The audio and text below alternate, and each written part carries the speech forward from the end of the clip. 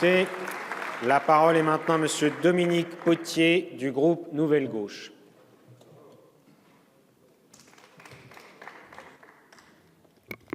Monsieur le Président, Mesdames et Messieurs les ministres, Monsieur le Président du Bundestag, chers collègues, liebe Freunde, je suis lorrain, je viens d'un territoire frontière et peut-être que dans ces territoires, la mémoire est encore plus vive parce qu'elle s'inscrit dans l'anfractuosité de chacun de nos parcours, de nos itinéraires. Celui que j'ai effectué en préparant cette intervention, c'est celui qui va de la colline de Sion, d'où on perçoit la ligne des Vosges, jusqu'aux côtes de Meuse, jusqu'à cette crête des Éparges, où plus d'une dizaine de milliers d'hommes sont tombés pour quelques mètres en 2015, préfigurant la bataille de Verdun. D'un côté, l'écrivain Maurice Genevoix, de l'autre, Ernst Junger, Orage de feu, ceux de 14 et Orage de feu. Ils racontent la même tragédie qui est celle de nos peuples. Autre itinéraire, je pourrais prendre de Nancy le cours de la Moselle pour rejoindre Metz, à Nancy, où nous pourrions faire mémoire de ce commissariat qui fit preuve, cas unique dans le pays, d'une désobéissance civile qui évita l'essentiel de la rafle de Nancy. Ils sont justes parmi les nations. Je pourrais faire, le long de la Moselle, rejoindre Sichazel et retrouver l'itinéraire d'humilité, l'humanisme profond qui anima Robert Schuman dans ce territoire d'annexion, dans celui qui préparera le dépassement des frontières. Cette mémoire vive, c'est celle de nos 36 000 monuments aux morts, de ces 36 000 monuments aux morts bâtis comme un instrument de résilience pour le début du XXe siècle. Ces monuments aux morts sont inscrits dans presque toutes les familles françaises un nom familier.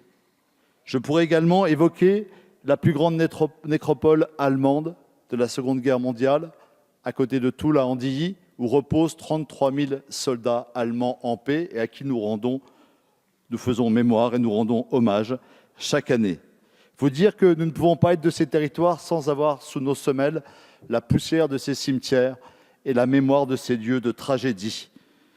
Et si ces soldats reposent en paix, à chaque fois, je pense, dans les cérémonies qui nous réunissent avec nos collègues allemands et souvent des collègues du Bundestag, je repense à ce tableau de Goya, la Rixe, que Michel Serres a magnifiquement illustré. Michel Serres disait que ces deux personnages qui se frappent à chaque coup de gourdin dans un marais, chaque coup les enfonce de façon inéluctable. Tel était le sort de nos peuples. Et pour faire mémoire de ces tragédies, nous avons un maître de mémoire. Il vient de l'autre côté des Alpes. C'est Primo Levi qui nous redit à chaque fois: considérez si c'est un homme, considérez si c'est une femme. Pensez-y en vous levant, pensez-y en vous couchant, pensez-y chez vous, pensez-y dans la rue. Répétez-le à vos enfants. Cela fait 55 ans qu'une nouvelle frontière s'est établie et qui ressemble à cette définition de Régis Debray, une limite hospitalière garante de la diversité du monde.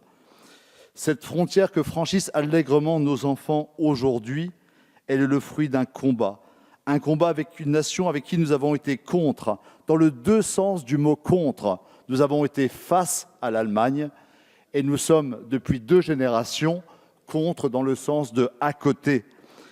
À côté, lorsque nous recevons ce message, il y a peu encore pour ma part, à Jérusalem, de ceux qui nous disent s'il reste un espoir au Proche-Orient, eh bien nous pouvons le tirer de l'histoire de ce morceau d'Europe que vous avez rebâti ensemble. Il vient de cette émotion du 9 novembre 89, lorsque nous avons repris avec d'autres amis la route que nous prenions adolescents pour soutenir Solidarnosc et que nous avons repris pour fêter, partager notre joie avec les jeunes Allemands sur la porte de Brandebourg. Elle est celle d'une émotion qui nous a tiré les larmes, chers collègues, chers amis allemands, comme aucune autre nation n'a pu le faire ce 11 janvier 2015, lorsque vous nous avez manifesté votre fraternité dans la traversée de l'épreuve. Et je ne peux que penser à un événement qui, lui, a lieu il y a exactement 50 ans. Nous sommes en septembre 58. Le général de Gaulle reçoit Konrad Adenauer à la Boisserie. La nuit de leur conversation entre le 14 et le 15 septembre restera secrète. Mais c'est certainement un de ces moments où ces deux héros qui ont lutté contre le nazisme vont dépasser tout le poids de l'histoire pour ouvrir l'avenir. Méditons cette nuit de la boisserie entre Konrad Adenauer et le général de Gaulle. Alors nous sommes héritiers de cette histoire-là. Héritiers, nous devons être pionniers, pionniers de nouvelles frontières. Il nous faut réenchanter le récit européen, qui est le même que le récit de la République, car ce qui nous relie est ce qui nous lie dans chacune de nos nations. Et nous devons retrouver le souffle du discours de Ludwigsburg, du général de Gaulle s'adressant à la jeunesse allemande. Il ne leur parle pas des liens franco-allemands, il leur dit de regarder ensemble vers l'Afrique, cette Afrique qui a faim.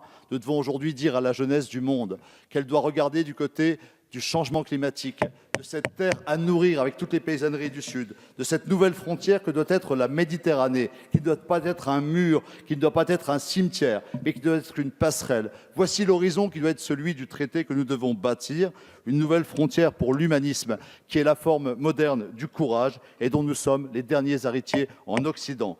En avant, parce que, comme le disait le général de Gaulle en concluant son discours à la jeunesse, il leur disait « Le monde est dangereux et comme toujours, l'enjeu est moral et social ». Merci, monsieur le député.